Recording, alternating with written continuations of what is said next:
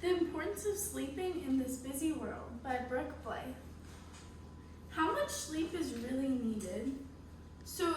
Many studies have proven that typically 8 hours is the most ideal sleep time for the typical human, but on the contrary, it varies person to person and it has to do completely with personal preference. Some may need more sleep than others, while some may need less sleep than others to fully function and be healthy. Okay. Sleep can be impacted by a number of variables, many including alcohol and drugs, work and travel, school, and it can be as simple as snoring from a partner or a room temperature, like too high or too low. Sleep is linked to a better personal and physical and mental well-being and health. Due to the American grind and the American dream that has been persistent through decades, sleep has been neglected, and it's important to notice the importance of sleep when it comes to our physical and mental health. Okay, sleep and its correlation to obesity.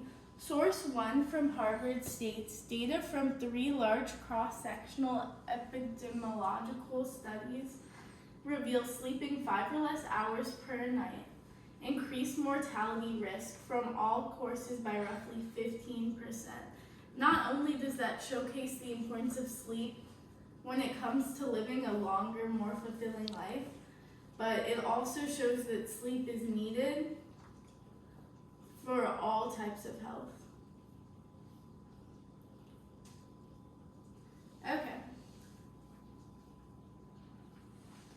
Okay, so another source 1 reveals that during sleep our bodies secrete hormones that help control appetite, energy, metabolism, and glucose processing.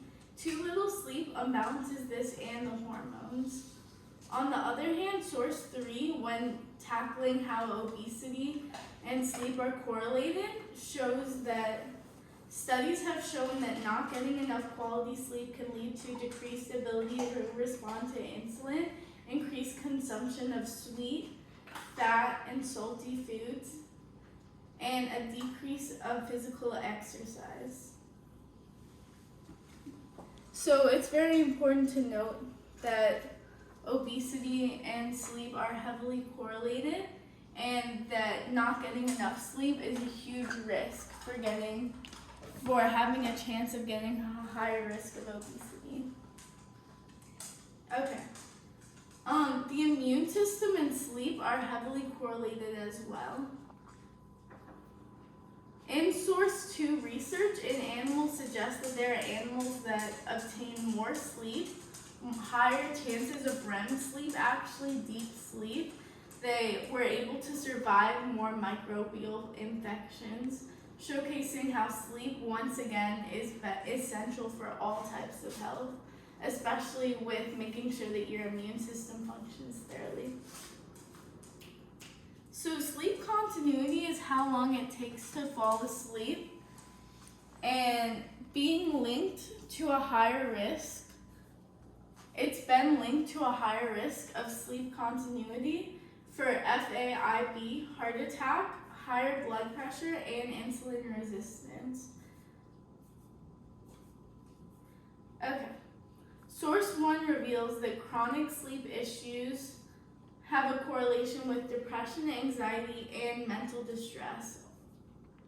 One study showed that those who experience 4.5 hours of sleep are reported feeling more stressed, sad, angry, exhausted, but all of these symptoms drastically improved and were no longer reported after they changed and got a normal sleep schedule, showing the importance of sleeping in normal hours. And sleep continuity, which is how long it takes for you to fall asleep, can also be linked to higher health problems. So that's why it's important for you to get enough sleep and try to sleep as soon as possible.